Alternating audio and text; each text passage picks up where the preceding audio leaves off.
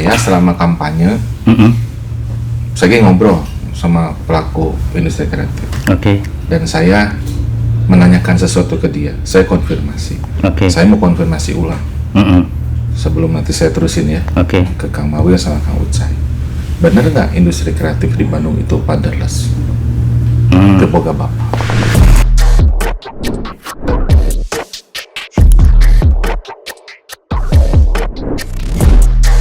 Bismillahirrahmanirrahim. Allahumma sholli wa sallim ala sayyidina Muhammad wa ala sayyidina Muhammad. Rabbi shrah li sadri wa yassir li amri wahlul 'uqdatam min lisani yafqahu qawli. Alhamdulillah, hari ini saya berjumpa dengan kawan-kawan lama yang biasanya sulit untuk ditemui. Terutama ada nanti satu orang, sebutlah senior saya di SMA, sudah belasan tahun juga tidak bertemu, dan ada sahabat lama saya juga yang dahulu sering bareng-bareng, namun beberapa tahun terakhir ini kita jarang berjumpa. Jadi alhamdulillah bahwa di saat ini kita memasuki masa tenang.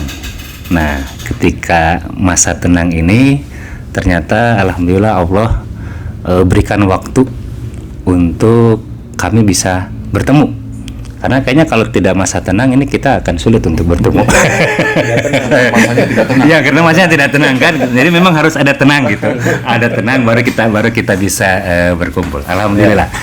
Mungkin saya harus memperkenalkan diri dulu karena ya terus terang saya lama tidak aktif di medsos, lama tidak muncul karena kesibukan saya selama ini menuntut saya untuk tidak online, harus offline gitu.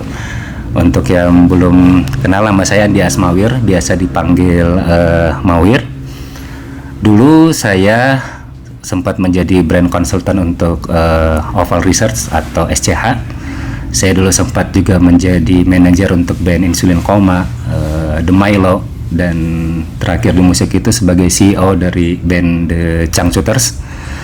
Dan saat ini saya adalah founder dari IFI atau IFI.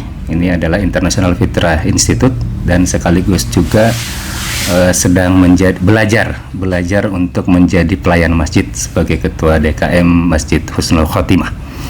Dan alhamdulillah hari ini saya kedatangan sahabat lama, betul-betul lama ya, betul-betul lama ini, lama tidak berjumpa. Di sebelah kanan saya ada Kang Ucai.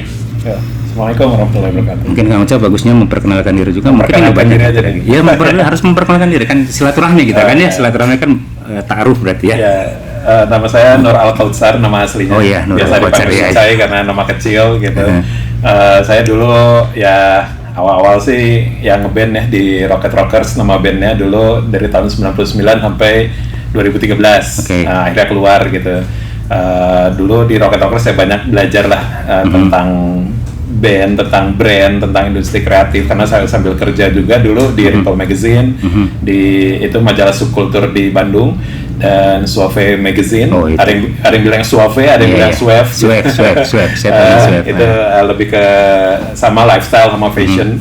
Dan juga dulu saya sempat bikin brand sepatu juga tahun 2012 sampai 2023, namanya FYC Footwear. Kalau teman-teman ada yang pernah lihat sepatu logonya pisang, nah itu saya dulu yang bikinnya. Jadinya apa maksudnya, konsepnya gitu ya. Dan saya udah keluar juga, dan sekarang saya lagi aktif bikin podcast baru. Nanti aja ditunggu ya. Belum keluar sih. Dan ngerjain clothing juga, College Star sama Two Genders Club. Kalau Two Genders Club tuh lebih agak-agak ya, kalau sisi rebellion, lebih ke mengcounter feminisme dan LGBTQI dengan movement ya. Clothing with movement, luar biasa. Tapi DNA saya emang dari dulu movement. Oh iya. Nanti itu kita ini ngebrand sampai sekarang. Pergerakan aja ya. Pergerakan. Oke. Tapi diferensiasinya ada sih, nanti diceritain. Iya. Panjang lah nanti ini. Kurang lebih itu kegiatan saya. Baik. Hatur nuhun pisan Kang Ucai udah mau datang ke sini, dan di sebelah kiri saya, nah ini beliau ini adalah senior saya dahulu waktu di SMA 8, saya angkatan 95 masuk kelas 1 dan beliau adalah beliau di kelas 3 ya, Kang Arul. Dan beliau ini yang buat saya berkah dengan adanya masa tenang, karena dari sebelum-sebelumnya pengen ketemu teh sulit. Nah, alhamdulillah saat ini sudah ada. Sudah tenang. Sudah tenang sekarang. Jadi kita bisa ngobrol-ngobrol panjang lebar di sini gitu. Iya. Mangga Kang Arul. Ya, terima kasih diperkenalkan. Kang Wawir ya. Kita Ya. lama nggak ketemu. Saya Harus Wandaru, sekarang tinggal di Antapani. Setelah keluar dari SMA 8, Oke. saya terus kuliah di biologi, biologi ITB, terus ngambil S2 juga, Oke. karena cita-cita mau jadi dosen. Oh, memang dari dulu dosen Pengen cita-citanya jadi ya. dosen. Lagi S2, tahun 2006 tiba-tiba jadi ketua PKS. Oh, tiba-tiba ya. Karena tidak berencana ke partai ya, ke politik. Saya mau di dosen aja. Gitu. Dosen, pengen punya usaha gitu ya. Kemudian 2009 saya masuk anggota DPRD kota. Oke. Gitu. Ketua Komisi A. Dulu, ya oke, 2009. Ya. Kemudian 2014 terpilih kembali, sempat jadi wakil ketua DPRD. Gitu. Kemudian 2019 masuk DPRD provinsi. Oh, berjenjang ya. Ya. Oke. 2006 ketua DPD PKS Kota Bandung.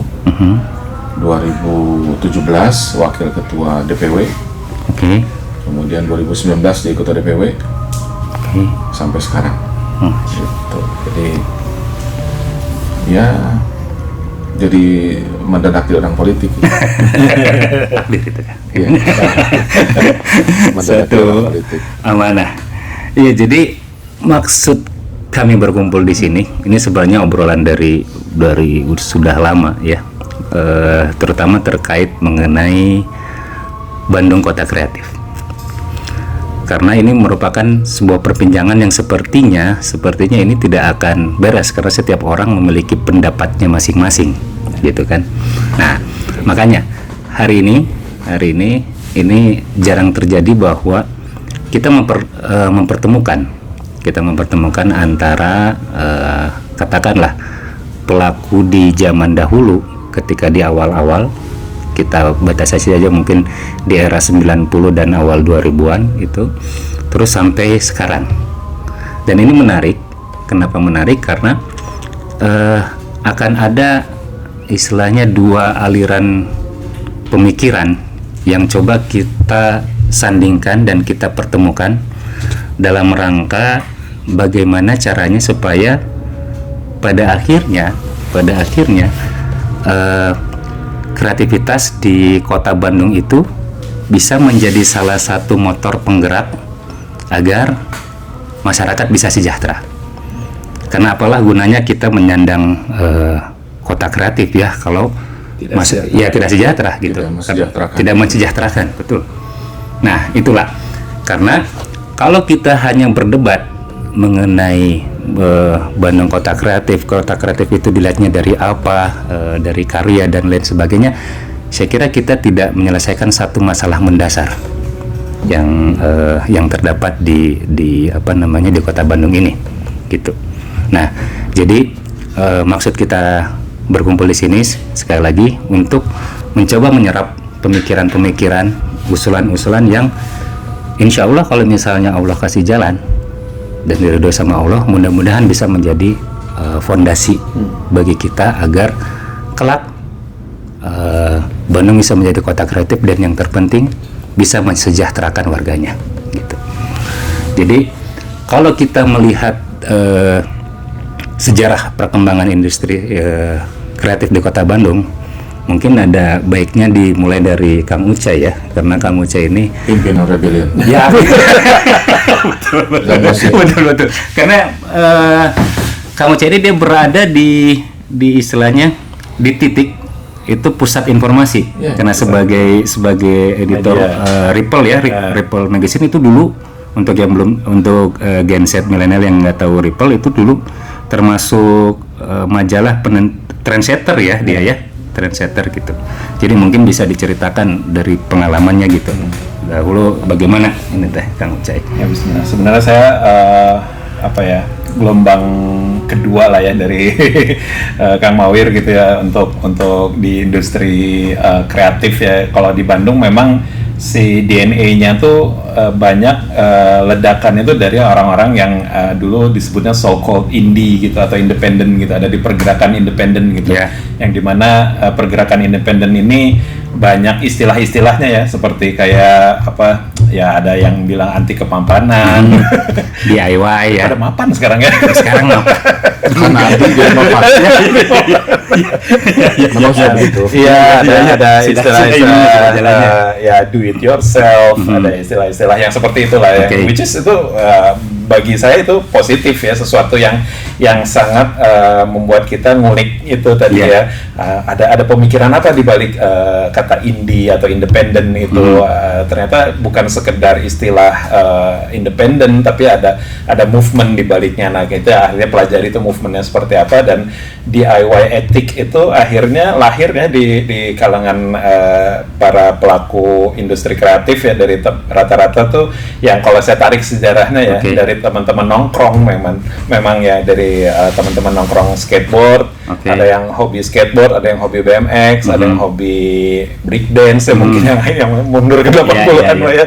Cuman akhirnya dari kultur anak-anak muda itu yang ngejalanin itu tuh akhirnya ada arsiran juga ke musik-musik yang lebih ke apa, tidak lazim lah ya, ekstrim music, dan akhirnya mulai berkembang lagi sampai akhirnya mereka juga melihat fashionnya, dan mulai akhirnya sedikit-sedikit pelaku pemusik dan pemain skateboard ini membuat brand ya, membuat brand yang saya tahu seperti itu sejarahnya gitu, kurang lebih lah. Dari dulu ada Kang Maskom, ada Kang Dendi dari 347, dari Oval gitu ya, yang mungkin awalunnya itulah para awalun ya. Nah disitulah akhirnya saya ngelihat ya, kalau saya kan dulu termasuk anak SMA yang suka bawa handycam kemana-mana kan. Jadi bapak saya dulu tuh pegawai negeri. Nah dulu bagian kalau ada bencana alam suka dikirim, makanya ada handycam di rumah tuh ya. Kan kalau bencana alam ya kalau dibawa, kalau lagi ada bencana aja, kalau nggak disimpan. Nah saya suka pakai tuh, pakai ya, jadi ini sok aja tapi beli kaset sendiri gitu, atau pakai kaset yang ada tuh masih kosong tapi nanti ditimpa sama papa, ya udah nggak apa-apa gitu. Nah saya suka ngefilmin dulu kegiatan anak muda yang main skateboard, atau pertandingan skateboard saya shoot, pertandingan musik, acara festival musik di Saparua saya shoot. Terus kan Gor Sapara itu salah satu ciri khas ya di kota Bandung untuk extreme music lah, underground lah. Nah di situ juga saya suka nge-shoot acara-acara pensi bazar ya, dulu disebutnya belum pensi ya, masih bazar kayak gitu kan. Nah ternyata dari kerandoman itu tuh ternyata ada satu melting point yang dimana itu tuh jadi satu kultur yang bareng-bareng gitu, yang akhirnya tuh saling ada support system satu sama lain gitu. Yang saya lihat seperti itu gitu, dari musiknya support clothingnya, yang clothingnya juga disupport sama anak-anak skateboardnya, anak-anak BMX-nya gitu. Nah akhirnya itu jadi disebutlah skena gitu. Ada skena yang bahasa yang cukup ada niche-nya lah, ada bahasa Smurf-nya yang orang-orang tertentu yang ngerti lah, orang awam tuh kadang masih apa sih ini gitu. Dulu masih kita nyebutnya scene gitu kan, ada scene underground, scene independen yang kayak gitulah. Nah disitulah akhirnya saya singkat cerita saya ngeband juga, saya main skateboard juga, dan saya juga masuk juga kerja di media namanya Ripple Magazine. Nah Ripple Magazine tuh dulu memotret semua kegiatan anak muda Bandung yang memang istilahnya tuh punya ceruk yang berbeda dengan kultur mainstream lah ya, mainstream yang pada umumnya ada gitu.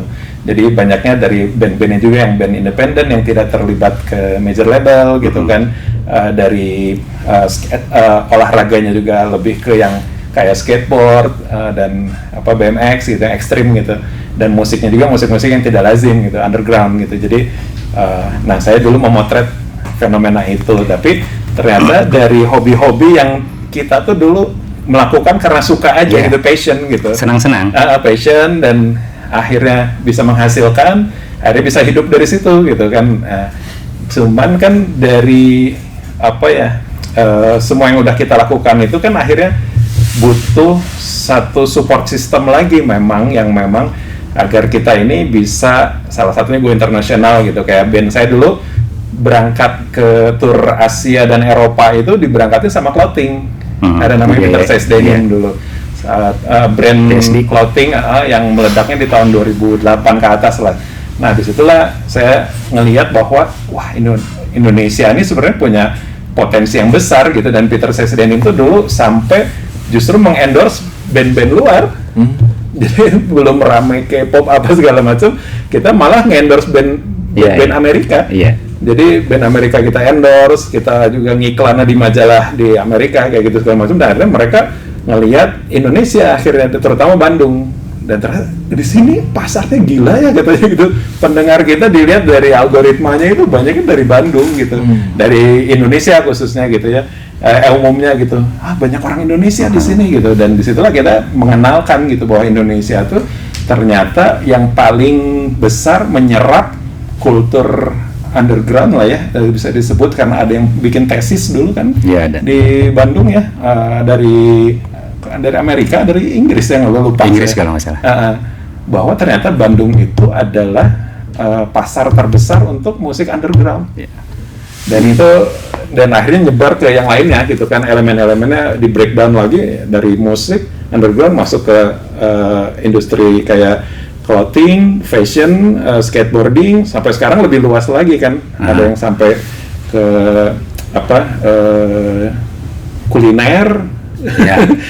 Ini menarik maksudnya. Jadi kalau saya menangkap tadi sekilas pemaparan sejarah, ketika kita ngomongin industri kreatif itu kesannya adalah sesuatu yang berhubungan dengan musik, sesuatu yang berhubungan dengan clothing. Ya, fashion lah ya, fashion, sport, dan sport ya. Tiga hal ini. Nah, ini dari istilahnya pelaku dan mata dan pendokumentasi gitu. Nah, ini menarik kalau misalnya kita mencoba melihat dari sisi karena kita tahu tadi dari pengalaman Kang Haru itu dihabiskan banyaknya di pemerintahan ya, Kang ya. Bagaimana kira-kira pandangan Kang Haru terhadap sejarah daripada industri kreatif ini yang sampai kira-kira yang sampai ke Kang Haru teh seperti apa gitu? Iya, tadi saya belum sempat ceritakan, saya sempat jadi pengajar bimbel ya di Villa Merah. Sempat. luar biasa. Iya kan? Villa Merah, saya ketemu Kang Pidi. Oke, Pidi baik ya. Ya. Saya tanya sama dia. Emang budak seni rupa teh kudu norak? Oh iya. Maksudnya make ya harus beda aja ya. Kaos oblong pas kuliah. Oke. Pakai sandal capit, terus si jeansnya sorarwe. Apakah seni rupa itu begitu? Saya bilang untuk itu. Saya tahu itu gitu. Nah itu saya baru punya perspektif lain terhadap seni. Gitu kan. Nah akhirnya saya tidak alergi kepada seni.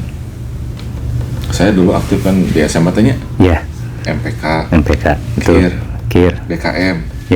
Sempat di teater. Oh sempat teater kan? Sempat. Yang saya tahunya mah yang KIR sama BKM.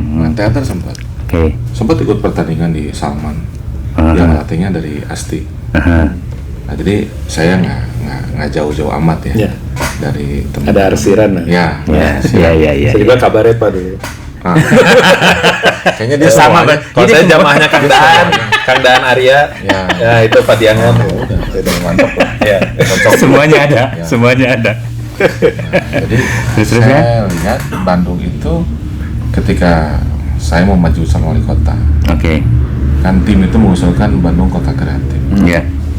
Itu saya sangat excited. Bandung Kota Kreatif. Tapi saya ada satu di seni rupa di FSRD. Dia desain grafis. Gitu. Ya saya bisa ngobrol gitu. Dari pandangan anak ya. Dari pandangan anak. Dan rasanya brand Bandung itu tidak lagi kota kreatif. Itu menurut anak? Ya. Oke. Jadi nggak kelihatan gitu. Nah ini menarik ini mengenai berarti kalau misalnya kita ngomongin mengenai brand Bandung sebagai kota kreatif, berarti kan kita berbicara mengenai identitas. Iya. Ya, identitas bahwa apakah betul Bandung itu kota kreatif atau bukan? Iya. Ya kan? Ya, seperti itu kira-kira. Nah, saya sendiri berpendapat bahwa pada dasarnya Bandung itu harusnya kreatif. Harusnya kreatif. Kenapa? Karena kalau misalnya kita kan melihat kalau kita melihat sebuah peradaban atau sebuah budaya itu maju kan salah satunya kita melihat dari bahasanya ya, dari kosakata, dari vocabulary yang ada di daerah tersebut. Dan ada satu kata di bahasa Sunda yang buat kami itu ini mengandung seluruh aspek dari kreatif, dan ini yang menjadi dasar bahwa harusnya Bandung itu kreatif. Karena ternyata di dalam bahasa Sunda itu ada istilah ngulik, dan ngulik ini kalau misalnya kita bedah lebih jauh lagi, kalau berdasarkan KBBI kan artinya itu kalau nggak salah mendalami sesuatu, mempelajari secara sendiri, secara mandiri, independen kan? Independen, otodidak, secara mendalam gitu. Tapi kalau misalnya kita ulik lagi, orang-orang yang ngulik itu dia biasanya pasti dia akan melakukan pengamatan, observasi, ya kan? Terus dia pasti ada usaha, ada perjuangan, ada trial dan error. Dan ini semuanya adalah metode ilmiah kan, metode empiris. Dan satu hal yang membedakannya lagi ada unsur fun. Orang yang ngulik itu pasti senang gitu. Nah, jadi maksud saya ketika ada kata ini di dalam bahasa Sunda, harusnya secara DNA orang-orang yang ada di Bandung itu harusnya dia kreatif.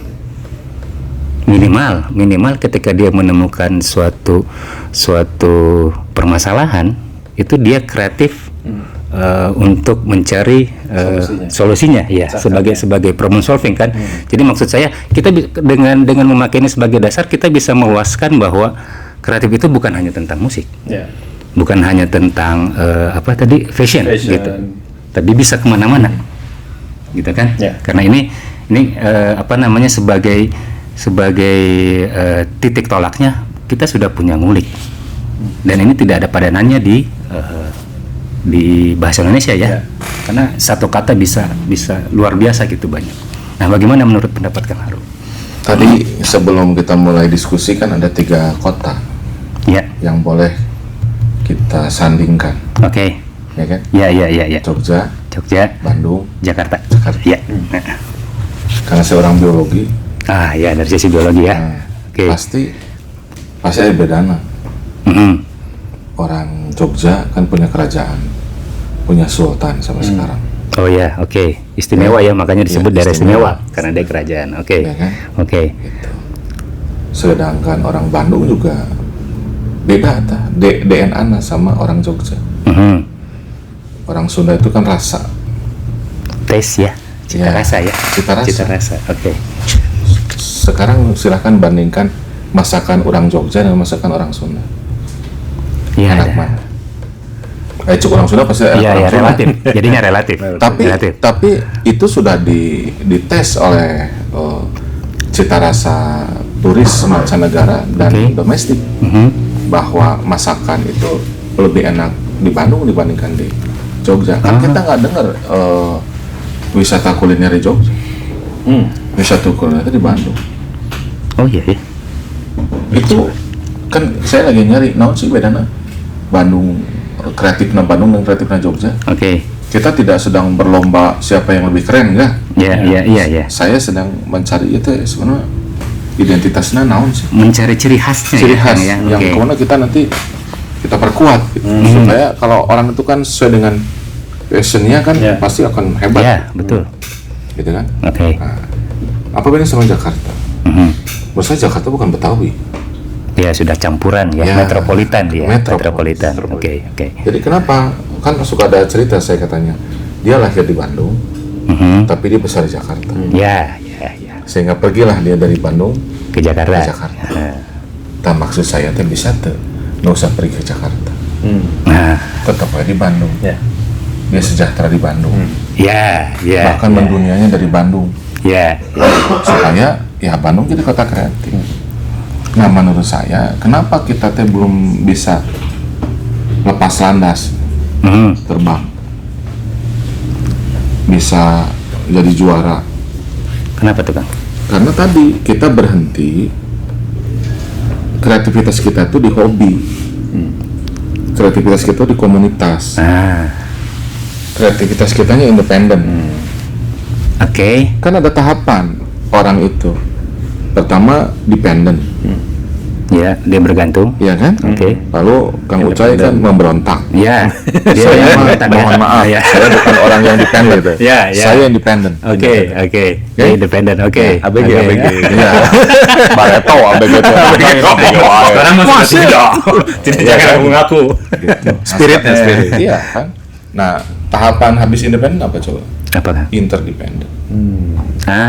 Bagaimana orang-orang independen itu berkolaborasi ya. Itu ini yang sudah menarik. dilakukan oleh Korea. Itu sudah dilakukan oleh Jepang. Itu yang sudah dilakukan di Jakarta dan di Jogja. Bandung belum. Kita bertahan dengan orang tersep ke pemerintah. Cek pemerintah aing tersep ke mana? Mana marudet sih? Ayo Pak tongkong ya. Akhirnya kan. Jadi mungkin selama ini kita tadi ya dari sisi dependen dulu. Kemudian kita ketika istilahnya rebellion lah tadi ya, rebellion kita mencoba untuk kan dulu kita dengan bangganya, dengan sombong ini infrastrukturnya kita bangun sendiri. Ya kan dulu kita mengklaim kan seperti itu kan. Musik kita bangun sendiri. Indie musik itu kita bangun sendiri infrastrukturnya, sama juga untuk voting kan seperti itu. Nah, ini menarik, dependent, independent, interdependent. Karena ini juga mungkin sesuai dengan ini ya, usia ya, kalau di kita ya.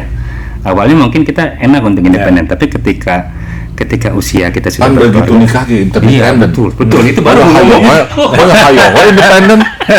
Bukan lapuk. Sudah istilahnya memang betul-betul satu alma mater ya, jadi langsung gitu. Bagaimana menurut Kang Ucai? Ya, sebenarnya kan keresahan-keresahan itu kan dibangun juga keresahan kan. Tumbuh keresahan ya, bukan dibangun. Awalnya seperti itu. Tumbuh akhirnya dari passion, kita ngerjain sesuatu yang kita sukai, ngalor ngidul segala macam, akhirnya nemulah profesionalitas dari apa yang sudah kita passionkan itu gitu kan. Akhirnya ketika profesionalitas ini nggak cukup kan, emang harus ada titik temu nih ya dengan para istilahnya mungkin umaro gitu. Iya betul. Para penguasa. Ada ya ulama ya. Ketua DKM ya. Boleh kita panggil Ustadz Mawir boleh. Ya kita juga sebenarnya kan sebagai dulu sebutlah misalnya ya, saya dulu sebutlah anak pang lah gitu ya. Dan bapak saya juga ada di pemerintahan juga gitu misalnya, atau keluarga saya juga ada gitu kan. Dan kita tuh nggak patonggong-tonggong teuing sebenarnya mah. Kita kan bisa ngobrol sebenarnya, bisa ngobrol. Cuman memang dulu spiritnya seperti itu ya. Kita memang ini gitu, cuman ketika sekarang eranya sudah era kolaborasi kan, sekarang era kolaborasi, sinergi segala macamnya. Nah ini titik temunya, melting pointnya harus di mana nih? Kita kan harus cari nih antara yang dulunya kita mungkin potensinya besar sehingga akhirnya mentok itu. Nah saya juga dulu punya pemikiran dulu bahwa paling enak di dunia itu bisa kaya di kota Bandung, bisa mapan di kota Bandung, itu udah paling nikmat terbesar lah gitu ya. Ini lagi tahadus binikmat. Dia lagi tahadus binikmat. Iya kan? Iya betul. Giring-bingah. Iya, giring-bingah. Ikut berbahagia. Karena saya juga merasakan gitu ya peperihan di Jakarta gitu. Iya sih dapat duit, cuman kalau bisa dapat duit di Bandung kenapa enggak gitu kan. Itulah yang harus diulik gitu. Ngulik, akhirnya saya ngulik. Mungkin enggak? Mungkin. Ya bismillah itu. Prototip. Oh, Iya. oke. Ya, Role model saya pun role ya, model. fluktuasinya ada lah gitu ya ketika Aing kieu mah toko dino ya. ngerasain ketika ada di atas ya di bawah juga pernah gitu. Maksudnya cuman yang saya lihat di sini kan potensi ini jangan sampai luntur gitu kan. Apalagi sekarang kan ada perang dingin antara milenial sama Gen Z. Di sekolah saya baca di sosmed tuh seperti itu. Jadi jika Pak inilah apa istilahnya, wah kalau Gen Z tuh gini mental health lah apa segala macam gitu kan. Terus yang Gen Z juga mau kalah millennials tuh gitu. Kalian itu hanya glorify masa lalu gini gitu kan. Akhirnya teh duananya juga budak letik gitu. Nah ini kan harus ada titik temu gitu. Nah yang kalau saya Mari lihat kita damaikan Gen X. iya. Sok pahlawan besar. Gen X Kita sebagai pendengar ya. Kalau saya senial itu, karena kelahiran 80 itu antara Gen X dan milenial, ngalamin semua teknologi gitu. Kita generasi X, kita X. Bukan kita banyak harapan sama dia. Oh iya betul. Sebagai pemimpin pemberontak, bagaimana bisa mendamaikan Gen Z yang berarsiran dengan Gen X ya, senial dan berkawan baik dengan X. Itu kan itu juga menarik sebenarnya bahwa antara Gen Z dan milenial ya. Biarpun yang kita ceritakan tadi itu adalah sejarah. Sejarah saat ini kan kondisinya juga sudah berbeda ya. Sudah berbeda. Mungkin jadi kalau kita lihat sekarang dilihat secara kesempatan kan sekarang semakin terbuka luas informasi mudah. Dulu kita kan ngulik harus untuk mengetahui band-band teh harus baca cover CD dulu teh. Oh iya temennya teh ini. Oh, di cover CD-nya nggak ada lirik, nulis lirik sendiri. Gitu ngarang kan jadinya teh. Nah karena istilahnya bahwa kita untuk bisa menjadi kota kreatif otomatis kan harus ada kesinambungan ya. Harus ada kesinambungan. Harus bahwa apa yang kita lakukan dahulu itu menjadi dasar atau fondasi bagi generasi sekarang. Ya, betul. Nah, jadi kalau misalnya tadi yang kita mah sudah sejarah, memang sudah zamannya beda gitu. Nah, sekarang kalau misalnya kita berbicara tadi tentang Gen Z dan milenial lah, terutama Gen Z ya, Gen Z karena mereka lah yang akan memang pelaku saat ini kan gitu kreatif. Kira-kira ada nggak perbedaannya gitu?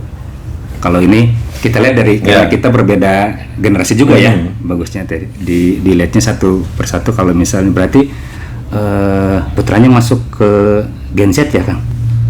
Atau Anak saya Z ya maksudnya. Dia kan umurnya sekarang 24 tahun. Oh sekarang 24 tahun. Oh iya, masih 22 Gen Z. Nah kalau anak saya yang SD baru 2000. Gang Harum melihat ke dari anak aja, kira-kira ada nggak perbedaannya antara kita dahulu dengan ini sekarang? Tadi kan Kang Mawir bilang ya teh pelaku kreatif sekarang teh rootnya terpisah. Ya ada gap, betul. Ada gap, betul. Ya kan? Nah saya selama kampanye saya ngobrol sama pelaku industri kreatif. Dan saya menanyakan sesuatu ke dia, saya konfirmasi. Saya mau konfirmasi ulang. Sebelum nanti saya terusin ya ke Kang Mawir sama Kang Ucai. Benar nggak industri kreatif di Bandung itu paderless? Terboga bapak. Saya baru nyambung karena kan beliau mengatakan tadi ada perang dingin. Ada perang dingin, ada indie independen, ya kan? Nah sekarang kalau saya bilang kenapa kita tidak seperti Jakarta? Tidak seperti Jogja, tidak seperti Korea, tidak seperti Jepang. Tesis itu akan setuju atau enggak? Kamu cari dulu. Maksudnya dari sisi tadi? Ya kan sampai kasarnya emang masih kreatif gitu Bandung. Emang masih juara gitu Bandung gak sekasar itu Jogja, gak sekasar itu Jakarta, ya kan? Sama tadi pertentangan itu. Kalau ada pertentangan berarti harus ada yang menengahi apakah betul memang kondisi Bandung saat ini seperti itu? Ya mungkin kalau 100% disebut sudah tidak kreatif ya enggak juga ya. Karena kita pun mungkin kayak time bomb lah ya. Suatu saat juga akan ada ledakan lagi di Bandung karena yang saya lihat ya kalau dari industri fashion, makanan itu memang menggeliatnya juga mulai apa ya, bagus lah itu niche-nya segala macamnya gitu, karakternya gitu, dan tinggal masalah bagaimana ini kalau dari independen dulu ya, mungkin dari teman-teman yang mungkin dulunya ada istilah independen dan kita glorify itu, dan yang sekarang udah nggak dipakai lagi istilah independen, tapi melakukan hal yang sama sebenarnya gitu. Ini kan sebenarnya harus ada komunikasi ya, ada titik temu lah yang saya lihat ini antara sejarah dan yang berlangsung sekarang present ini harus dikaitkan lagi si tongkat estafetnya tuh, maksudnya jangan sampai rantainya putus gitu. Kalau saya lihat tuh itunya dulu tuh disambungin dulu nih antara si milenial sama Gen Z-nya ini, jangan sampai saling suuzon itu tadi ya, justru harus saling kasih solusi gitu kan. Jadi ngomongin sebelah itu kan sebetulnya anggap adik kakak kan. Iya, betul. Memang adik cuman kakak. pride-nya tuh mereka kayak milenial, Z itu kan adik kakak. Kayak yang satu glorify dunianya yang dulu, yang satu lagi memang nggak suka dengan keglorifyan millennials ini gitu. Gen Z tuh merasa ada intimidasi lah gitu. Yang saya baca sih kayak gitu ya kalau di sosmed gitu ya. Cuman kalau saya lihat lagi di industri kreatif, ternyata ini tuh butuh informasi. Gen Z tuh ada sejarah yang mereka meraba-raba untuk tembus ke orang-orang millennials yang sekarang menurut saya masih sangat potensi untuk sinergi dan akhirnya membuat sesuatu yang besar di masa depan gitu. Iya, berarti kan nggak ada konektor. Iya, harus ada yang menyambungnya, dan sejarah itu menurut saya harus ditulis, dan harus ada yang menulis tentang perjalanan dulu millennials ini, industri kreatifnya seperti dan dibukukan gitu. Ketika buku itu sudah ada, nah ini kan jadi kitab yang bisa dibawa sama generasi anak-anak kita nih yang Gen Z ini nih. Nah, ketika mereka baca itu, mereka akhirnya bisa paham gitu. Siap ya, narasumber ya.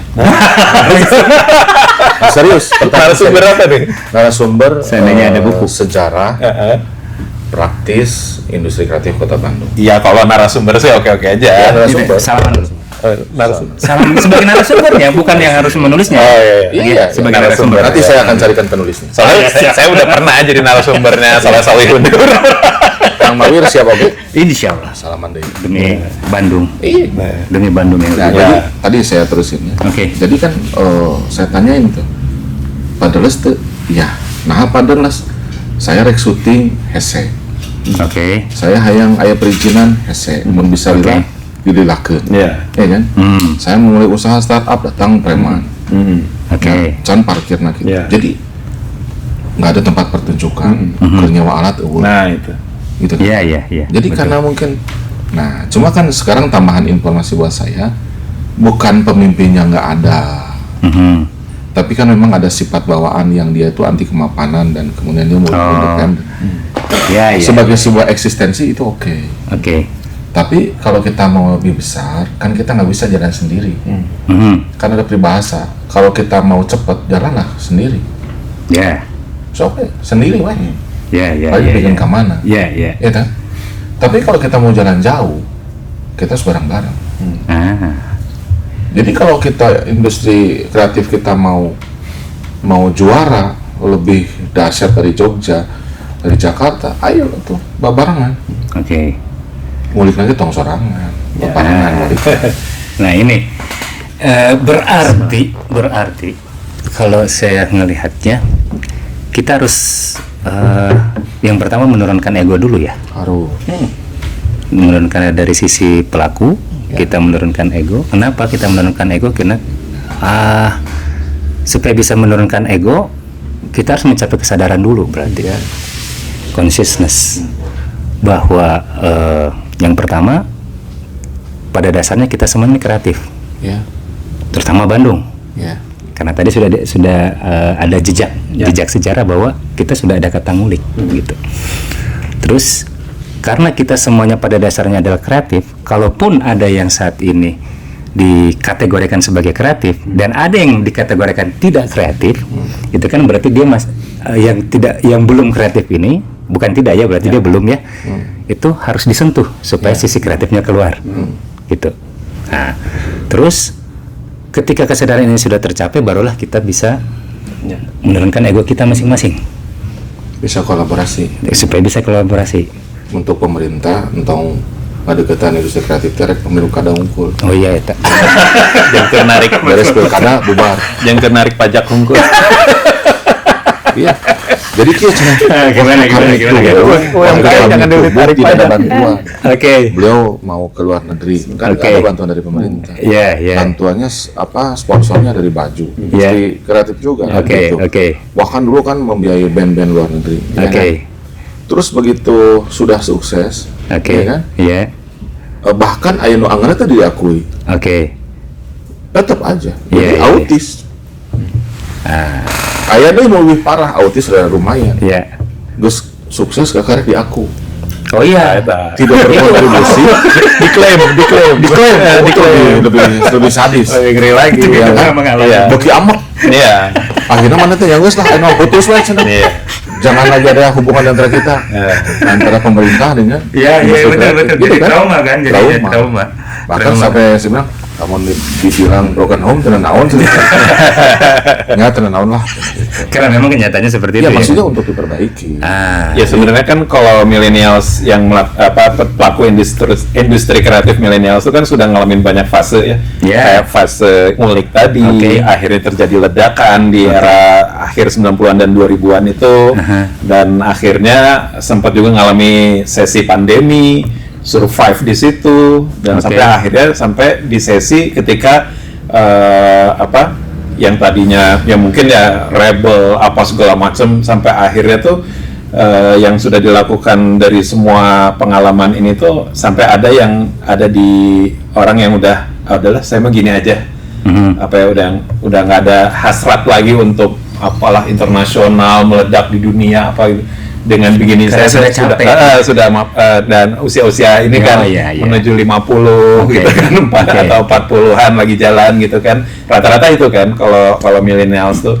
Nah itu tuh ada mentalitas yang memang ya udahlah saya mah gini aja juga udah enak gitu, udah aman gitu, dan tidak ada ambisi-ambisi yang memang untuk seperti Korea atau apapun gitu. Dengan seperti ini aja udah aman. Ada juga yang kayak misalnya saya lihat podcastnya Om Den, ketika interview Om Dendi gitu ya, di sebuah podcast gitu kan, dia pengen mengembalikan lagi kayak sekarang kan tadi kan di awal ngomongin tentang e-commerce yang udah banting-banting harga lah apa segala macam, sehingga akhirnya pelaku industri kreatif tuh gue tuh bikin ini tuh udah pakai passion, pakai ilmu segala macam, dan di online shop gitu kan dibanting. Itu dengan harga-harga yang mengerikan, dan kita mau jualan apa gitu kan. Nah itu kan jadi persoalan juga lah. Akhirnya Om Denny kan, ayo kita kembaliin lagi orang-orang untuk bikin offline store.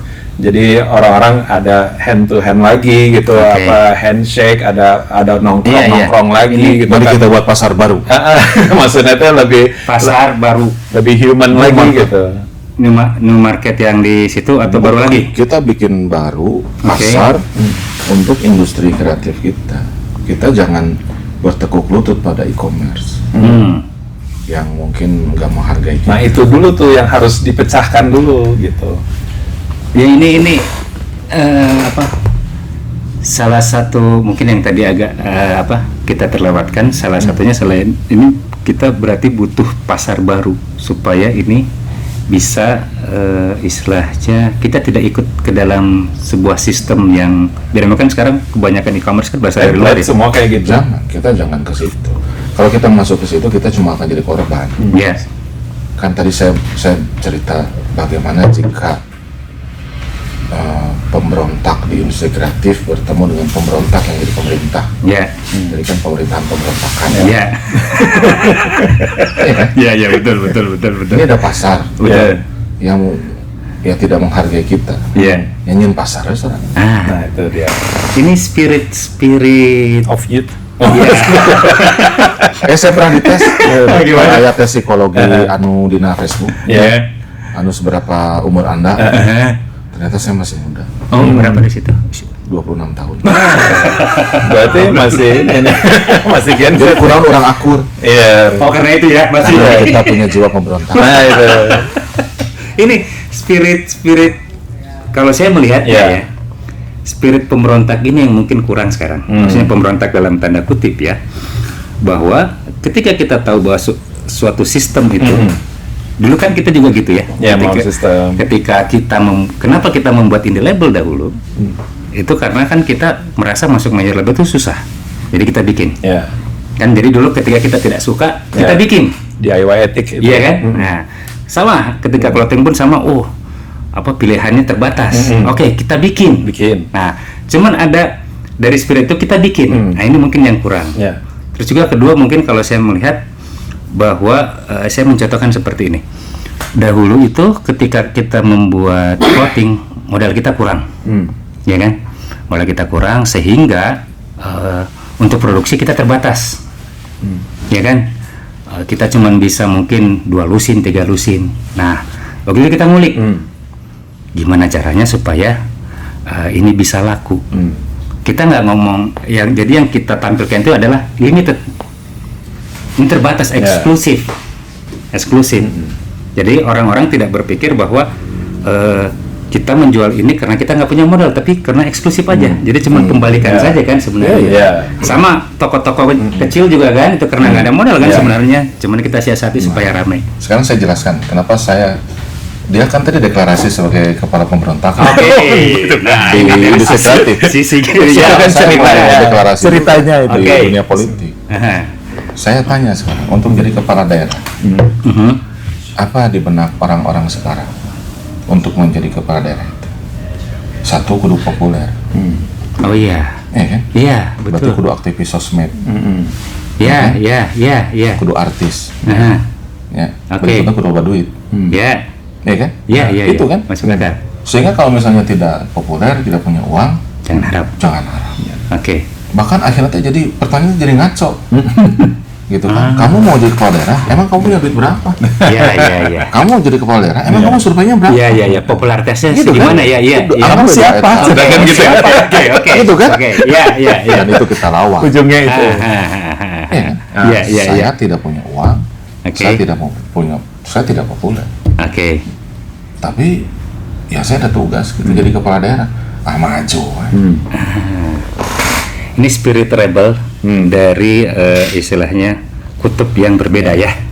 Ini spirit rebel dari kutub yang berbeda. Kita catat dulu. Kita tangkapin. Makanya dia kan mau pensiun tadi. Saya larang. Belum boleh ya? Belum boleh. Jangan. Ini dunia belum selesai. Bahkan saya bilang, saya kemarin juga podcast ada teman ya. Dia nanya, Kang Haru kalau nanti nggak kepilih mau gimana? Saya bilang saya mau jadi penulis. Nah, dari luas mana ini? Penulis. Maksud kamu apa? Saya suruh jadi petani. Saya jadi petani. Itu saya itu mau jadi petani. Kan? Saya mau jadi penulis. Saya dulu kan mau jadi dosen. Ya kan? Tapi kan umur kalian dosen muda deh kan? Iya. Gitu. Dan saya bilang ke dia, buat saya ke dia kemarin itu. Saya bilang kalau aktivis, sekarang kita ganti aktivis atau pemberontak. Oh ya, oke. Sama ya, aktivis itu pemberontak. Oke. Seorang aktivis itu, dia itu berhenti menjadi aktivis ketika dia menyatakan berhenti dan menandatangani surat pengunduran diri jadi aktivis. Berarti selama dia tidak itu? Selama dia tidak menyatakan dia berhenti sebagai aktivis, selama dia tidak menyatakan berhenti sebagai pemberontak, maka selama-lamanya sampai dia mati dia adalah aktivis dan pemberontak. Dan dialah yang menyembah dunia. Jadi sekarang kalau kita ingin mengembalikan, ya, menurut saya janganlah kita mengembalikan ke tahun 2000, nggak bisa. Mengembalikan ke tahun 90, nggak bisa. Ke tahun 80, nggak bisa. Iya kan? Maka mari kita ciptakan kejayaan industri kreatif Bandung itu di masa yang akan datang dengan mengkolaborasikan Gen X, Y, dan Z. Tong para saya tuh. Itu memang harus saling mendengarkan. Ya. Kayak kita sih. Makanya kan tadi saya belum ngerti. Saya tadi cari solusinya nih biar perang dingin ini selesai gitu ya, antara Gen Z sama millennials nih. dari para pelaku industri kreatifnya, dan ternyata ada ceruk sekarang yang memang lagi hangat ya dari teman-teman millennials industri kreatif juga gitu, yaitu mulai budaya menulis. Nah, menulis sejarah, menulis tadi tuh. Iya, karena kan beliau nanti yang jadi penulis dari yang sudah tepat banget aja ya. Ada teman saya Prabu, ada dia bikin viral lah, masa urusan genre lah ditulis gitu kan ya. Tapi ya itu memang yang dilakukan dulu sama di barat juga seperti itu gitu, sampai boy band aja ada bukunya gitu. Sedangkan kita budaya menulisnya kurang gitu, sehingga akhirnya ada miskomunikasi antara generasi gitu. Nah, dulu kan akhirnya kan penulis-penulis pada muncul nih, ada Ibhar Resmadi, ada Prabu, ada Kang Kimung gitu kan, yang nanti mau nulis tentang kalau nggak salah Bandung Underground gitu, seperti itu. Dan itu kan akhirnya jadi komunikasi masa lalu yang bisa diserap sama Gen Z, dan akhirnya nanti ada conclusion gitu kan untuk kedepannya mau ngapain nih dua generasi yang masih pada dikasih umur ini sama Allah gitu di masa depan tuh mau ngapain. Tadi kan ngomongin kita bikin yang baru nih di masa depan. Nah, itu kan pasti harus ada jembatannya dulu nih, didamaikan dulu nih dua kubu ini, biar ada satu buku atau kitab lah yang kita pegang nanti untuk Bandung gitu ya, agar bisa nanti jadi conclusion lah yang harapan yang Kang Haru tadi pengen buat gitu kan, ada titik temu lah akhirnya dari kolaborasi ini gitu kan. Makanya harus ada yang nulis dulu ini gitu. Karena kalau nggak ditulis ya akhirnya jadi cerita masing-masing gitu. Masing-masing punya versi. Masing-masing punya versi gitu, dan akhirnya nggak ada titik temunya gitu. Jadi satu buku ini bisa meliputi ya mungkin industri dari fashionnya, musiknya, dari kulinernya, dari mungkin ada yang sampai ke DKV-nya gitu, desain rumah sampai segala macam gitu kan. Itu semua kan ada di sana. Semua ada di sana. Jadi mungkin ini karena kita sudah memasuki injury time. Ya. Maksudnya sekedar pemilihan gitu. Baiklah. Saya makanya mohon maaf ya, masih masa tenang tenang ini. Kita harus tenang ini. Jadi sebenarnya masih banyak yang harus kita obrolkan. Masih panjang memang, karena dari sini juga kita bisa melihat. Ini bukan obrolan terakhir. Betul. Nanti gantian moderatornya. Kayaknya yang berikutnya Kang Ucai. Diakhiri dengan tadi buku itu ya. Kita harus menemukan kitab ini. Jadi minimal insya Allah ada yang bisa dipetik bagi yang menyaksikan ya, dari berbagai lintas generasi, karena mudah-mudahan yang bisa melihatnya juga lintas generasi, sehingga muncul kesadaran bahwa kita yang hidup di kota Bandung ini, tadi sekali lagi kita sudah punya DNA itu dalam bentuk ngulik. Terus tadi juga sampai ada istilahnya usulan-usulan konkret ya dari Kang Ucai itu dalam bentuk buku tadi, supaya bisa mendamaikan. Sudah salaman tadi. Oh iya ya, sudah langsung. Jadi ada dua bukunya. Oh iya ya tadi ya. Sudah langsung udah salaman, ada dua. Nulisnya udah ada, narasumber dua. Terus dari Kang Haru sendiri tadi dari sisi pemerintah ya, dari sisi pemerintah bagaimana caranya supaya bisa mengkolaborasikan ini. Salah satunya tadi termasuk untuk membuat pasar baru ya, bukan pasar baru nih market ini ya, sekali lagi ya, mungkin itu pasar yang betul-betul baru. Berarti market new aja ya, supaya membedakan market new, supaya kita bisa punya sistem sendiri, kita tidak mengikuti sistem yang lain ya. Hand to hand. Alhamdulillah. Ini harus salaman juga. Banyak saya salam. Saya seneng ada kata-kata perubahan sistem, saya suka ini. Karena dia anti kemapanan aslinya dan ideolog. Ini menyala lagi. Mulai ngegas nih. Kita mulai satu kata saya kira dari saya senang dengan satu kata, unstoppable man. Tidak bisa terhentikan. Karena kalau kita masih bisa dihentikan oleh sistem, oleh waktu, oleh tempat, oleh usia, oleh lain-lain, ya nggak akan pernah berhasil.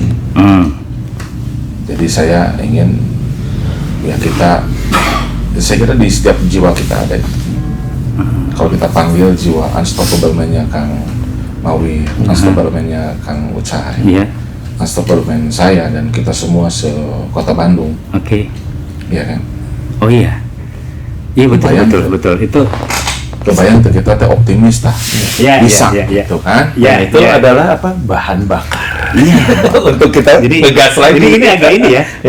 Terus terang saya juga tadinya berpikir kita rebel. Ternyata sisi rebel itu dalam arti tadi ya mungkin diistilahkan sebagai unstoppable itu ya. Bahwa kita melawan segala sesuatu yang menghalangi kita gitu. Ternyata beliau juga rebel ya. Sama. Padahal tadi kita nggak tahu ya. Ini sisi yang baru terungkap sekarang.